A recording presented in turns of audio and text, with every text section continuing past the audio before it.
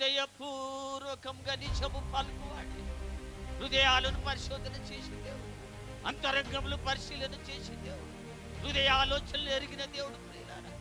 ఆయన మన హృదయముకు ఆలోచనలు, మన అంతరంగములు కూడా పరిశీలన చేసి దేవుడు కాదు. ఈ లోకములు ఎంతవరకు అయితే నీ వేర్లైతే పెట్టుకోవో, ఎంతవరకు నీ లోకములు అంటి పెట్టుకుంటావో, ఎంతవరకు లోకము నీ కొరకు ప్రయాసపడతావో, అంతవరకు నీకు పరలోక రాజ్యంలోనని దేవునికి వాక్యం సెలవిస్తుంది. దేవుని మందిరము, దేవునికి మందస్తము ప్రజల మధ్యలోకి వచ్చినాము. ప్రజలందరూ కూడా సంతోషించి ఆనందించి గంతులు వేస్తూ దేవుని మీద ఎదుట నాట్యము చేస్తూ ఆరాధన చేసి చూడగలుగుతున్నాం. ప్రభువైన యేసు క్రీస్తు కూడా శరీరం అనేటువంటి గుడారము ధరించి లోకంలోనికి వచ్చి ఆయన కూడా ఒక సాక్ష్యం చెప్తున్నాడు. ఈ శరీరాన్ని విడిచిపెట్టవచ్చాడు అంటున్నాడు. ఈ లోకము నాకు శాశ్వతం కాదు, ఈ లోకము నాకు శాశ్వతం కాదని క్రీస్తు కూడా ఒక శరీరం అనేటువంటి గుడారం తీసుకున్నాడు.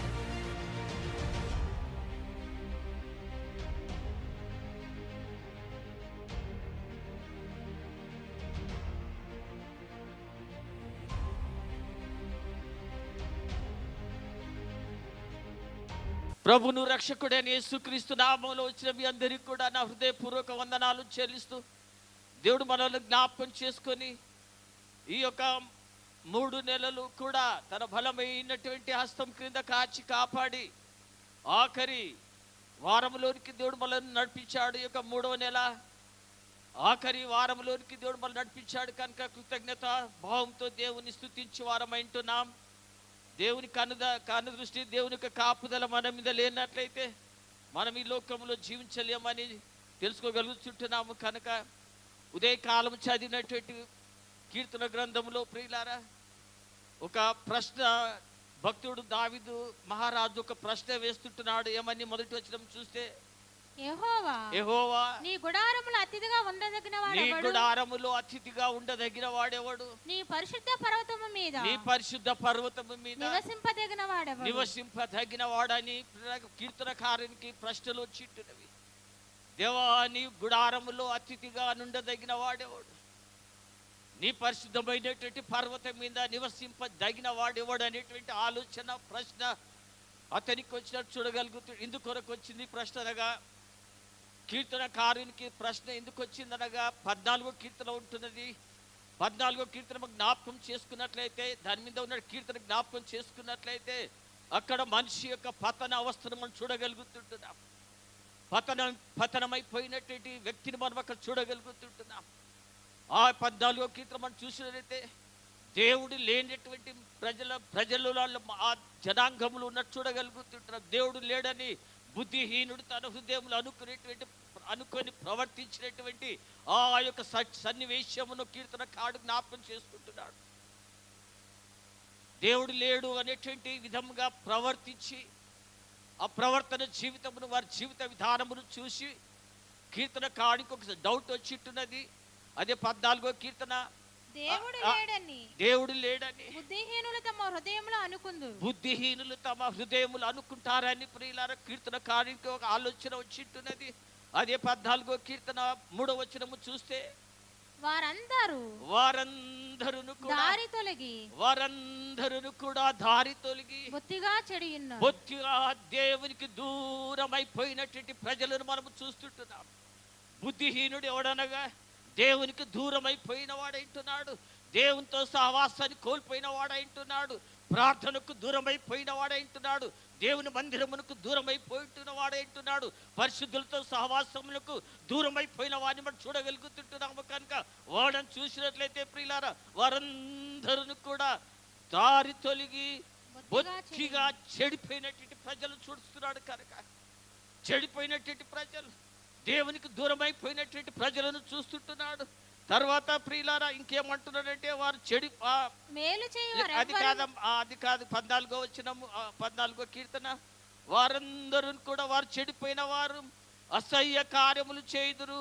దేవుని వాక్యం చూడదు, వారు అసహ్య కార్యములు చేసేటువంటి ప్రజలు ఏంటున్నారు, వారు చెడిపోయినటువంటి ప్రజలు ఏంటున్నారని కీర్తనకారుడు 14వ కీర్తన ఇవన్నీ కూడా జ్ఞాపకం చేసుకుంటూ ఆ యొక్క పాపి యొక్క బ్రతుకులను జ్ఞాపకం చేసుకుంటూ, అయా ఈ పాపి ఈ దేవునికి దూరం అయిపోయినట్టు ఈ యొక్క మనిషి ఓ ప్రియులారా, ఇంకా చెడిపోయినట్టు స్వభావం కలిగిన మనిషి దేవునికి ప్రియులారా మేలుకారముగా జీవించినటువంటి ఈ వ్యక్తి ఎక్కడ చిల్లబడ్డాడంటే దేవునికి న్యాయ పీఠం దగ్గర, దేవునికి న్యాయము కొరకు ఓ సింహాసనం మీద నా యొక్క ముందడు చిల్లబడ్డాడు. పాపులకు ప్రియులారా న్యాయము తీర్చబడేటువంటి ఆ సింహాసనం తీర్పు దగ్గరకు చిల్లబడినప్పుడు, తీర్పులో అతడు తీర్చబడతాడనే సమయంలో ఆ వ్యక్తిని, ఆ యొక్క తీర్పులోనికి రావాల్సిన వ్యక్తిని ప్రక్కకు తొలగించి ఆ స్థానంలో క్రీస్తు వచ్చి నిలబడ్డాడు. నీవు నేను నిలబడవలసినటువంటి ఆ స్థానంలోనికి నిన్ను తప్పించి దేవుడు ప్రియులారా తను వచ్చి నిలబడి నిన్ను నన్ను దేవుడు ప్రియులారా తన రక్తం ద్వారా కడిగి పరిశుద్ధిగా చేశాడు. కనుక ఏ శిక్ష మనం అనుభవించే వారమైతున్నామో, ఏ శిక్షకు మనం పాత్రలమైతున్నామో, దేవునికి దూరం అయిపోయినటువంటి మనము, మా దేవుడితో పిల్లారా సహవాసం లేనటువంటి మనము, మన హృదయాలు చెడిపోయినవి, మనము చెడిపోయినటువంటి వారంగా మనలను ఆ శిక్షకు పాత్రనే మనం దేవుడు తప్పించి ఆ స్థానములు తాను వచ్చి నిలబడిన వాడైతున్నాడు. కనుక అందుకొరికే ఆ యొక్క సన్నివేశాలన్నీ కూడా జ్ఞాపకం చేసుకుంటూ 15వ కీర్తనలోనికి వచ్చే వరకు అక్కడ ఒక పరిపూర్ణమైనటువంటి మనిషిని మనం చూడగలుగుతున్నాం. ఆ యొక్క పాపి అయినటువంటి మనిషి దేవునికి తీర్పును ప్రియులారా తొలగించుకొని శుద్ధీకరించబడి పరిపూర్ణమైనటువంటి వ్యక్తిగా 15వ కీర్తనలోనికి వచ్చి నిలబడి అక్కడ అతనికి ఒక ప్రశ్న వచ్చింది. దేవా, నీ గుడారములో అతిథిగా నుండదగిన వాడేవాడు, నీ పరిశుద్ధ పర్వతం మీద నివసింపదగిన వాడేవాడని ఒక ప్రశ్న వేసిన చూడగలుగుతున్నాం. నేటి మనం దీని జీవితాలు ఎలాగుంటున్నాయి, మన బ్రతుకులు ఎలాగుంటున్నాయి? దేవుని యొక్క గుడారంలో నివసించే యోగ్యత లేనటువంటి నిన్ను నన్ను, దేవుని పర్వతం మీద నివసించేటువంటి యోగ్యత లేనటువంటి నిన్ను నన్ను దేవుడు యోగ్యునిగా చేసుకొని, దేవుడు తన రక్తంనిచ్చి, తన పరిశుద్ధ రక్తం దాన్ని నిన్ను నన్ను కడిగి ఆ పవిత్రమైనటువంటి జీవితంలోనికి తీసుకొని వచ్చినటువంటి ఆ దేవుని మర్చిపోయినటువంటి పరిస్థితిలో మనం ఉంటున్నామేమో ఒకసారి మనలో మనము జ్ఞాపకము చేసుకోవారమంటున్నామని దేవుని యొక్క వాక్యం సెలవిస్తుంది. కనుక గుడారం అనగా శాశ్వతమైనది జీవితము కాదు, శాశ్వతమైన బ్రతుకు కాదు, శాశ్వతమైన కట్టడ కాదు. మన పితరులు అబ్రహాము, ఇస్సాకు, యాకోబు గుడారములో నివసించారు. దేవుని మందిరము గుడారములో నివసించింది. గుడారం అంటే ఎప్పుడన్నా వేసుకోవచ్చు, లేకుంటే ఇష్టం లేకపోతే గుడారం చుట్టుకొని వెళ్ళిపోవచ్చు. మనం ఈ లోకములు యాత్రికులమై ఉంటున్నాము. మనకు స్థిరమైన నివాసం ఈ భూలోకము కాదు. మనము స్థిరమైనటువంటి నివాసంలో బ్రతుకుతలేము, నివాసాల స్థలం మనం ఉండలేము. కనుక మనకు ఒక స్థిరమైన నివాసం ఉంటున్నది. అందుకొరకు మన పితరులు ప్రియులారు ఒక మాదిరి చూపించుంటున్నారు. వారు గుడారములో నివసించారు. వారు గుడారములో నివసించి దేవుడు ఎప్పుడు పిలుస్తాడా, ఎక్కడికి పోమంటాడా అని సిద్ధపడి తమ గుడారములను పిల్లలు సిద్ధపరచుకుని దేవుని పిలుపు కొరకు ఎదురు చూస్తున్నటువంటి పరిస్థితి చూడగలుగుతుంటున్నాం. ఈ పరిస్థితులలో దేవుని మందసము కూడా గుడారంలోనే ఉంటున్నది. దేవుని మందసము గుడారంలో ఉంటున్నది. ఇశ్రాయేలులు ఎక్కడికి ప్రయాణము చేసినను కూడా మందసము వారితో కూడా ఉన్నట్లు చూడగలుగుతుంటున్నాము. కనుక ఇశ్రాయేలు జనాంగం ఎక్కడికి వెళ్ళినను కూడా ఆ మందసము వారిని పిల్లలు వెంబడించి చూడగలుగుతుంటున్నాం. దేవుడి యొక్క మందసము కూడా గుడారములో నివసించింది. దేవుని మందిరము, దేవుని యొక్క ప్రియులారా ఆ యొక్క మందసము దేవుని యొక్క ప్రజల మధ్యలో నివాసము చేసి చూడగలుగుతుంటున్నాము. కనుక అటువంటి పరిస్థితులలో కీర్తనకారుడు ప్రియులారా ఒక ప్రశ్నతో తిరిగి అడుగుతుంటున్నాడు. యెహోవా నీ గుడారములో నాయన అతిథిగా నివసింపదగిన వాడేవాడు, నీ పరిశుద్ధమైనటువంటి పర్వతం మీద నివసింపదగిన వాడు. పర్వతము అనగా స్థిరమైనటువంటిది అంటున్నది. పర్వతము కదల్చబడండి. పర్వతాన్ని తొలగించలేనటువంటి పరిస్థితి, గుడారము తొలగించే పరిస్థితి అంటుంది. కనుక గుడారం ఒకసారి మనం విడిచిపెట్టవసరమంటున్నాం. పర్వతము స్థిరముగా ఉండేది అంటున్నది. కనుక భక్తుడు 2 జీవితాలను కూడా చూపిస్తున్నాడు మనకు. ఒకటి గుడారం యొక్క జీవితాన్ని చూపెడుతున్నాడు, ఇంకొకటి పర్వతం యొక్క జీవితాన్ని కూడా చూపెడుతున్నాడు. కనుక మన బ్రతుకులు ఈ లోకమును ప్రేమించి లోకముని స్థిరం అనుకొని ఈ లోకమునే మనము ప్రేమిస్తూ ఈ లోకములోనే మన వేర్లు తన్నినట్లయితే ఈ లోకమునే మనం ఏ వేర్లు తన్నినట్లయితే ఈ లోకమే నాది అని నా బ్రతుకు అనుకున్నట్లయితే ఈ లోకమే సమృద్ధి లేకుండా ఈ లోకాన్ని అనుభవించాలనుకుంటే మనం ఆ యొక్క ఆ యొక్క పర్వతం మనం ఎక్కలేము, ఆ పర్వతాన్ని మనం ఎక్కలేము. ఈ భూలోకములో నీ వేర్లు వెండిపోవాలి, భూలోకములో మన వేర్లు వెండిపోవాలి. నీ వేర్లు భూలోకములు వెండిపోతే పరలోకములో నీ వేర్లు స్థిరముగా పునాది మీద దేవుడు లోతుగా పాతైతే దేవుడు అంటున్నాడు కనుక ఈ లోకములు ఎంతవరకు అయితే నీ వేర్లు అయితే వెండిపోవో, ఎంతవరకు నీ లోకములు అంటి పెట్టుకుంటావో, ఎంతవరకు లోకము నీ కొరకు ప్రయాసపడతావో అంతవరకు నీకు పరలోక రాజ్యంలోని స్థిరం నివాసం లేదని దేవునికి వాక్యం సెలవిస్తుంది కనుక ఈ లోకంలో నీ వేర్లు పిల్లరా ఆ వేర్లు నీ లేకుంటే వెండిపోవాలి. ఈ వెండిపోయిన ఏర్లు పరలోకములో పిల్లరా అది ఆ యొక్క పరలోకములో లోతైన అనుభవంలోనికి వెళ్ళేదే అంటున్నాడు. ఈ లోకములో మనం చనిపోశారమంటున్నాం. ఒక గోధుమ గింజ భూమిలో పడి చాస్తే ఈ లోకము ఒక భూమి అంటున్నది. ఈ లోకములో మనము చనిపోశారమంటున్నాం. నువ్వు ఇక్కడ చనిపోతే, నువ్వు ఈ లోకములో చనిపోతే పరలోకములో నూరంత పంటలు నువ్వు కోయగలుగుతావు. ఈరోజు ఈ కాలము ప్రియులారా పరలోకములో నూరంత పంటలు కోయాలంటే ఈ లోకంలో మనము చనిపోశారమంటున్నామని దేవునికి వాక్యం సెలవిస్తుంటున్నాను కనుక అందుకొరకు భక్తునికి ఒక ప్రశ్న వచ్చింటున్నది. నీ గుడారములో నాయన అతిథిగా నివసింపదగిన వాడేవాడు, నీ పరిశుద్ధ పర్వతం మీద నివసింపదగిన వాడేవాడు. గుడారమిక అనుభవము ప్రియులారా ప్రభు అయిన యేసుక్రీస్తు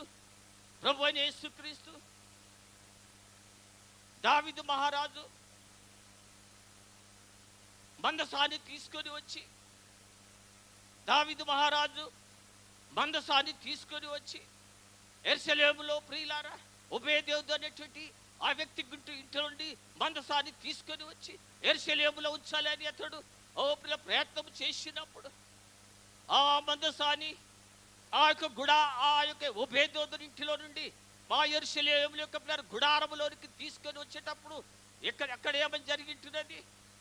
ప్రజలందరూ కూడా సంతోషించి ఆనందించి దేవునిని స్తుతించిన వారు మనం చూడగలుగుతున్నాం. మందసము ప్రజల మధ్యలోనికి వచ్చినప్పుడు దేవునికి మందసము ప్రజల మధ్యలోనికి వచ్చినప్పుడు ప్రజలందరూ కూడా సంతోషించి ఆనందించి గంతులు వేస్తూ దేవుని ఎదుట నాట్యము చేస్తూ ఆరాధన చేసి చూడగలుగుతున్నాం. మందసం మన మధ్యలో ఉన్నప్పుడు, దేవుని మందసము ప్రజల మధ్యలో ఉన్నప్పుడు మనం ఆరాధనకు యోగ్యుడే దేవుని మనం ఆరాధించగలుగుతామని దేవునికి వాక్యం సెలవిస్తుంది కనుక ఈ 14వ కీర్తన 15వ కీర్తన 24వ కీర్తనకు కూడా ప్రియులారా అది దీనికి కూడా అటాచ్ అయి ఉంటుంది కనుక 24వ కీర్తన ఒకసారి మనం జ్ఞాపకం చేసుకున్నట్లయితే 24వ కీర్తన చూసినట్లయితే 24వ కీర్తన 3వ వచనము చూస్తే యెహోవా పర్వతమునకు ఎక్కదగిన వాడు ఎవడు? ఇక్కడ మనము అక్కడ గుడారము చూశాము, ఇక్కడ మనం పర్వతము చూస్తుంటున్నాం. యెహోవా అని పర్వతమునకు ఎక్కదగిన వాడేవాడు, ఆయన పరిశుద్ధ స్థలములో నిలవదగిన వాడేవాడు.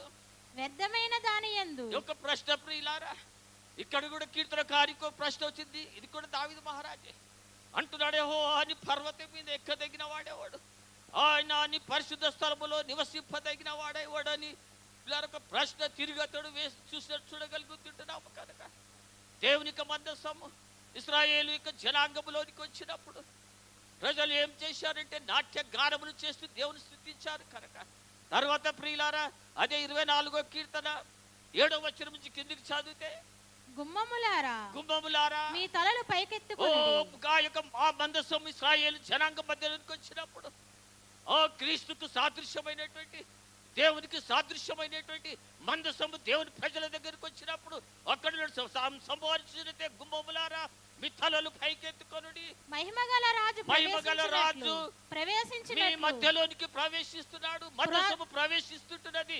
మహిమగల రాజు మీ మధ్యలోనికి వస్తుంటున్నాడు కనుక గుమ్మములారా మీ తలలు పైకెత్తుకొనుడి. ఇంకా చదివినట్లయితే మహిమగల రాజు ప్రవేశించినట్లు పురాతనమైన తలుపులారా మిమ్మును లేవనెత్తుకొనుడి. మహిమగల ఈ రాజు ఎవడు? బలశౌర్యము కలిగినటువంటి యెహోవా, యుద్ధశూరుడైన యెహోవా. గుమ్మములారా మీ తలలు పైకెత్తుకొనుడి.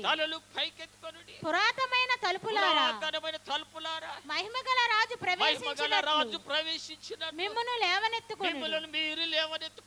మహిమగల ఈ రాజు ఎవడు? సైన్యములకు అధిపతి యెహోవాయే. ఆయనే ఈ మహిమగల రాజు. ఈ మహిమగల రాజు ఇశ్రాయేలు జనాంగంలోకి ప్రవేశిస్తున్నాడు. ఒక మందసము వలె ప్రవేశిస్తున్నాడు. ఆయన ఒక గుడారముకు అనుభవంలోనికి ప్రవేశిస్తున్నాడు. గుడారముకి శరీరం ధరించి ఈ లోకంలోనికి వచ్చి ఉంటున్నాడు కనుక ఆయన శరీరము గుడారము ధరించుకొని వచ్చిన వాడంటున్నాడు కనుక ఆయన గుడారములు ప్రియులారా యెరూషలేము ప్రజల మధ్యలోనికి వచ్చినప్పుడు ఇది పురాతన క్రీస్తు ప్రభు లోకంలోనికి రానప్పుడు జరిగిన సంఘటన ఏంటున్నది. ఎప్పుడైతే నిజముగా ప్రభు యేసుక్రీస్తు యెరూషలేములోకి ప్రవేశించినప్పుడు అక్కడ ఏం సంభవించింది? ఇశ్రాయేలు జనాంగం కొత్త నిబంధనలో ప్రభు యేసుక్రీస్తు శరీరధారిగా ఉన్నప్పుడు ఆయన యెరూషలేములోకి ప్రవేశించినప్పుడు అక్కడున్న ప్రజలందరూ కూడా ఓసన్నా ఓసన్నా ప్రభు పేరిట వచ్చే వారికి జయము కలుగునుగా. కానీ వారందరూ కూడా దేవుని స్తుతించడం చూడగలుగుతున్నారు. ఈ గుడారము ప్రియులారా, ఈ గుడారము ధరించినటువంటి క్రీస్తు ఇశ్రాయేలు జనాంగంలోనికి ప్రవేశించినప్పుడు నిజముగా ప్రజలందరూ కూడా దేవుడు ఆరాధించిన వారే ఉంటున్నారు. ప్రజలందరూ కూడా దేవుని స్తుతించిన వారుగా ఉంటున్నారు చూడగలుగుతుంటున్నాము కనుక మన జీవితంలో ప్రియులారా మనము గుడారం యొక్క అనుభవాన్ని మనము కలిగిన వారుగా ఉంటున్నాము. ప్రభువైన యేసు క్రీస్తు కూడా శరీరం అనేటువంటి గుడారము ధరించి లోకంలోనికి వచ్చి ఆయన కూడా ఒక సాక్ష్యం చెప్తున్నాడు. ఈ శరీరాన్ని నేను విడిచిపెట్టవచ్చాడు అంటున్నాను. ఈ లోకము నాకు శాశ్వతము కాదు, ఈ లోకము నాకు శాశ్వతము కాదని క్రీస్తు కూడా ఒక శరీరం అనేటువంటి గుడారం తీసుకొని వచ్చి భౌతికముగా ఆయన ఈ లోకంలోనికి వచ్చి చనిపోయాడు. ఆయన కూడా చనిపోయి ఆయన పిల్లలు తిరిగి లేచిన అనుభవంలో చూడగలుగుతున్నాం.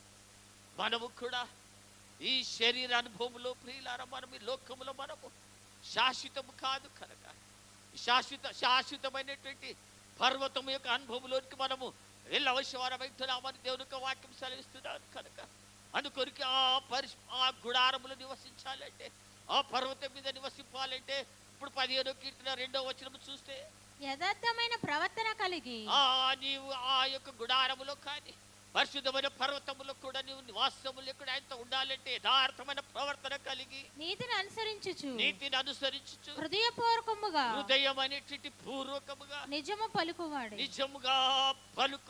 నిజము పలుకువాడు అట్టివాడు మాత్రం పర్వతం మీద నివసింపగలుగుతాడు. అట్టివాడు మాత్రమే దేవునికి గుడారములో నివసింపగలుగుతాడు. అంటే యోగ్యతని దేవుడిస్తున్నాడు కనుక మనము ప్రియులారా మనము కపటముగా లోపలకు పెట్టుకొని బయట కూడా మాట్లాడవచ్చు కదా. లోపల ఒక మాట ఉంటుంది, బయటకు ఇంకో ప్రేమ మాటలు మాట్లాడతాం. అందరు ప్రేమించాలని ఇంకో మాట మాట్లాడతాం. అయితే దేవునికి కీర్తన హృదయపూర్వకంగా నిజము పలుకువాడే, హృదయాలను పరిశోధన చేసే దేవుడు, అంతరంగములు పరిశీలన చేసే దేవుడు, హృదయ ఆలోచనలు ఎరిగిన దేవుడు ప్రియులారా. ఆయన మన హృదయముకు ఆలోచనలు మన అంతరంగములు కూడా పరిశీలన చేసే దేవుడు కనుక హృదయములు ఆయన పిల్లలు చూసే దేవుడు అంటున్నాడని దేవునికి వాక్యం సెలవిస్తుంది కనుక యథార్థమైన ప్రవర్తన కలిగి నీతిని అనుసరించుచు హృదయపూర్వకంగా నిజము పలుకువాడే గుడారములో నివసించే యోగ్యత కలిగిన వాడంటున్నాడు. పర్వతం మీద నివసించేటువంటి యోగ్యత కలిగిన వాడంటున్నాడని దేవునికి వాక్యాన్ని బట్టి సెలవిస్తుంటున్నాను కనుక 4వ వచనము చూస్తే 3వ వచనము చూస్తే అట్టివాడు నాలుకతో కొండములాడడు. ఎట్టివాడు యథార్థమైన ప్రవర్తన కలిగిన వాడు నాలుకతో కొండములాడడు. తన చెల్లికానికి కీడు చేయడు. తన చెలికానికి కీడు చేయడు. కీడు చేయడు. తన పొరుగు వాని మీద నింద మోపడు. తన పొరుగు వాని మీద నింద మోపడు. తన నోటిని జాగ్రత్తగా కాపాడుకుంటాడు. కానీ ఈ కాలంలో చూస్తే నోటి కంటే కూడా బలమైన సాధనం వచ్చింటుంది. నోటి కంటే కూడా బలమైన సాధనము చేతిలో ఉన్న సెల్ ఫోన్. సెల్ ఫోన్లో సమాచారము ఉన్నది లేనట్ట సమాచారం ప్రచారం చేస్తాం మనం. నోటి కంటే కూడా దౌర్భాగ్యం అనే స్థితి సెల్ ఫోన్లో ఉంటుంది. దానిని మనం ఉపయోగిస్తున్నాము కదా. ఎన్నో నిందలు, ఎందరో హృదయాలు గాయపరుస్తుంటున్నాం. ఎందరినో మనం వారిని ఏలెత్తి చూపుతుంటున్నాం. వారి కొరకు మనం ప్రార్థన చేయాలి, కానీ వారికి హేళన చేయకూడదు. వారిని ప్రియులారా నిందాస్పదము మనం చేయకూడదు కనుక వారి కొరకు ప్రార్థన చేయాలి. దీని ద్వారా ఎంతమంది హృదయాలు గాయపరచబడ్డాయి, ఎంతమందిని మనం గాయపరిచాము ఒకసారి జ్ఞాపకం చేసుకుందాం మనం. అందుకొరకు దేవుని యొక్క వాక్యం సెలవు, అట్టివాడు నాలుకతో కొండెములాడక.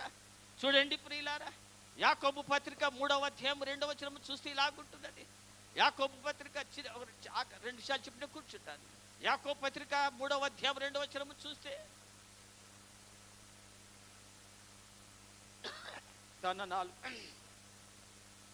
యాకోబు పత్రిక 3వ అధ్యాయం 2వ వచనం, అనేక విషయములలో మనమందరము కూడా తప్పిపోవచ్చున్నాము. ఎవడైనను మాట యందు తప్పని ఎడల అట్టివాడు లోపము లేనివాడై తన సర్వ శరీరమును స్వాధీనమందుకునేవాడు, శక్తి గలవాడగు. తన నోటిని ఆధీనములో ఉంచుకున్నవాడు తన శరీరమును కూడా ఆధీనములో ఉంచుకుంటాడు. తన ఉద్రేకములను, తన కోపములను, తమ భావోద్రేకములను కూడా ఆధీనములు ఉంచుకున్నవాడే యథార్థవంతుడని దేవుని యొక్క వాక్యం సెలవిస్తుంది కనుక అనవసరం విషయాల కొరకు ఉద్రేకపడడం, అనేక విషయాలలో మనం తొందరపడడము, ఇవన్నీ కూడా దేవుని దృష్టిలో అయిష్టమైన కార్యములని దేవుని యొక్క వాక్యం సెలవిస్తుంది కనుక ఉదయకాలం మనం జీవితం ఎలాగుంటున్నది. మనం గుడార అనుభవంలో మనం ఉంటున్నాము కనుక మనం ఈ జీవితంలో గుడార అనుభవంలో మనం భూమిలో పడి చనిపోవాలి.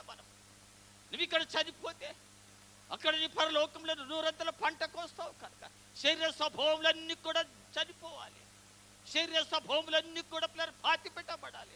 ఇక్కడ పాతి పెడితే, ఇక్కడ చనిపోతే నువ్వు నూరంతల పంట పరలోకంలో కోసే అవకాశం దేవుడు మనకు అనుగ్రహిస్తాడు కనుక దేహాల పిల్లల మన పరిస్థితి ఎలాగుంటున్నది, మన ఆత్మీయ జీవితం ఎలాగుంటుందో ఒకసారి మనలో మనమే జ్ఞాపకం చేసుకోవసరమైతున్నది.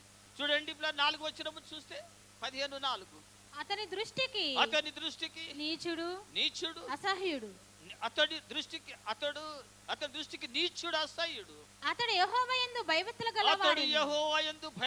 గల వారిని సన్మానించిన దేవుని యొక్క వాక్యం సెలవిస్తున్నది. ఇటువాడు యథార్థమైన హృదయం కలిగిన వాడు పాపులను చూసి వారి సాంగత్యం దూరంగా ఉండి పరిశుద్ధుల సహవాసం నుండి పరిశుద్ధులను ప్రేమించేటువంటి మనసును కలిగిన వాడే ఉంటాడని దేవుని యొక్క వాక్యం సెలవిస్తుంది కనుక వారి పాపులతో సాంగత్యం చేయక వారితో దూరంగా ఉండి వారితో మరి ఇప్పుడు ఏం చేస్తున్నాడు, దేవునికి దూరం అయిపోతున్నాం, వారికి ఇంకా సమీపంగా ఉంటున్నాము కనుక దేవుని యొక్క వాక్యం అతని దృష్టికి నీచులా సయ్యలైతున్నారు.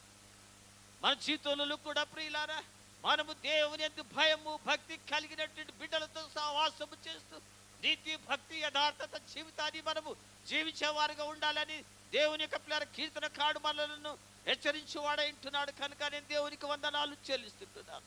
5వ వచనము చూస్తే ప్రియులారా తన ద్రవ్యమును ఎవరు వీరు యథార్థవంతుడైంటున్నాడు.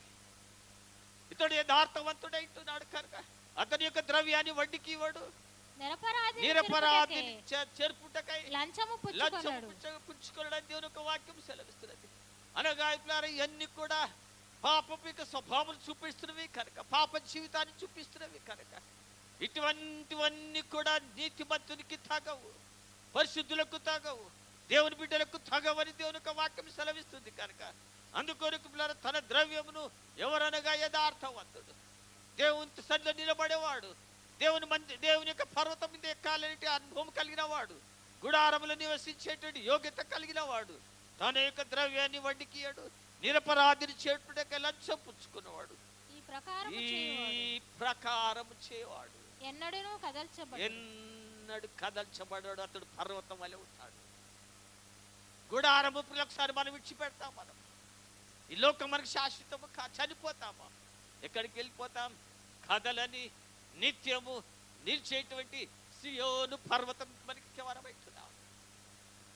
సియోను పర్వతం అనుభవం కావాలంటే, నిత్యము ప్రియులారా మనం దేవునితో సహవాసం కలగాలంటే, మోరియా పర్వతం మీద అబ్రహాము పిల్లలకు బలిపీఠమును కట్టాడు. పర్వతం మీద బలిపీఠమును కట్టాడు. అదే మోరియా పర్వతం మీద ఇప్పుడు ఇశ్రాయేలు యొక్క మందిరం ఉంటున్నది. ఆ మందిరం కూల్చబడ్డది. కానీ అదే పర్వతం మీద ఇశ్రాయేలు యొక్క పిల్లల ఆరాధన స్థలం అక్కడ కట్టబడి ఉంటున్నది. కనుక ఉదయకాలము ప్రియ బిడ్డలారా, ఆ పర్వతం అనుభవం కలిగిన వారుగా ఉండాలి. ఆ పర్వతమును ఎవరు కూడా కదిలించలేరు అంటున్నారు. ఏ గాలే కానీ, ఏ శోధనే కానీ, ఏ తుఫానే కానీ, ఏది కూడా నీ విశ్వాసాన్ని పడగొట్టదు. కనుక మనము పర్వతమును ఎక్కేటువంటి అనుభవం మనకు కలిగిన వారై ఉండాలి. కనుక ఈ ప్రకారం చేయవాడు ఎన్నడూను కూడా కదల్చబడని అనుభవం మనకు కావాలి. నీ మీద ఎన్ని తుఫానులు గాలిలు వేచినను కూడా నీవు కట్టుకున్న గృహము ప్రియులారా పడిపోదు. కారణం బండ మీద పర్వతం మీద నీ గుడారం వేసి లేకుంటే నువ్వు ఇల్లు కట్టుకున్నావు కనుక. లోకం అనేటువంటి ఈ ఇసుక మీద నువ్వు కట్టుకుంటే లోకం ఇసుక ఇంటున్నది. అన్ని తుఫాను వస్తుంది, గాలి వస్తుంది, నీ ఇల్లు కూలిపోతుంది. ప్రతి గృహము ప్రతి ఒక్క గుడారము కూలిపోతుంది. బుద్ధి గలగవాడు ఎక్కడ కట్టుకుంటాడు? బండ మీద తన గృహాన్ని కట్టుకునేటి వాడే అంటున్నాడు. కనుక ప్రియులారా, మన ఆత్మీయ జీవితం మనము పరిశీలన చేసుకుందాం. భక్తునికి కీర్తనకారునికి ఒక ప్రశ్న వచ్చింది. దేవా, నీ గుడారములో నివసింపదగిన వాడేవాడు, నీ పరిశుద్ధ పర్వతం మీద నివసింపదగిన వాడేవాడు. పరిశుద్ధమైన పర్వతం అనుభవంలోనికి మనం వచ్చేవారుగా ఉండాలి. అలాగ మనం ప్రయత్నం చేద్దాం. కీర్తనకారులతో కలిసి మనం మన హృదయాలను మన జీవితాలను పరిశీలన చేసుకుంటూ పరిశుద్ధమైనటువంటి పర్వతం మీద యోగ్యతను మనం సంపాదించుకుందాం. చిన్న కీర్తన దేవుడు ఆశ్రయించి దీవించుగాక.